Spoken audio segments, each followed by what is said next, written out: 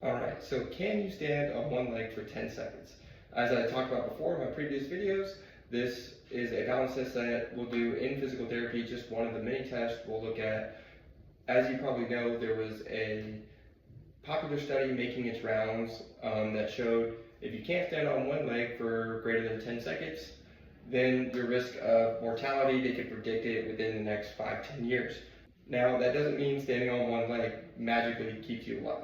It's just a predictor that if you can't stand on one leg, there may be some other factors contributing to that, whether it's muscle loss or that big word proprioceptive issues or some other things going on in your life that is challenging you to be unable to do that. So this is something we need to work on, right? Let's just test your balance. All you're gonna do, you're gonna find a counter, you're gonna grab on maybe both hands, and you're gonna stand, and you're gonna lift one leg in the air. And then when you're ready, you're gonna start to let go of that hand, and you're gonna see if you can hold this position for 10 seconds minimum, okay?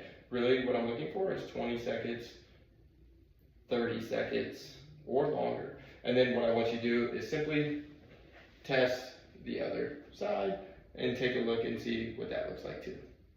So what does this mean? For people over 65, 70, 5 to 10 seconds would be average. Excellent would be over the 20 to 30 second mark. But a good baseline is somewhere that fits in between there. So why this matters is because balance is not just something that has to do with our inner ear. As I showed you before in the other video, it has to do with our strength, our coordination, our reaction timing, our vision, our proprioception, which is our ability for our ankles, joints, and knees and hips to sense movement and make changes on a quick whim as we're starting to alter and change our balance. So these things are super important. They all work together to try to keep you upright. So I've worked with hundreds of patients with balance issues. One of the biggest things is once someone starts to feel unsteady or is made to fall, these are the people who start to stop challenging themselves.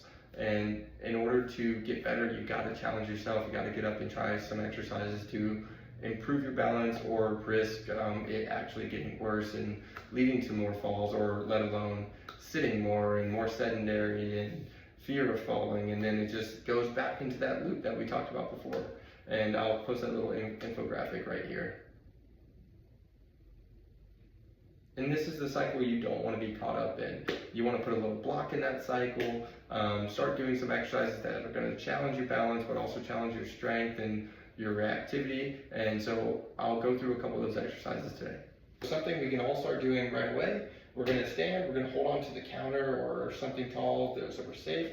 We're going to lift one leg up, we're going to hold 1, 2, 3, and then we're going to lift the other leg up, hold 1, 2, 3. The more confident you get, the more you can try to let go with your hand support. So you can go 1, 2, 3, 1, 2, 3. And then you can change this into trying to stand with one foot in front of the other, which we call tandem balance. So you can hold this for maybe 20 to 30 seconds. Again, next to the counter, and then all you would do is switch your feet and give that position a try.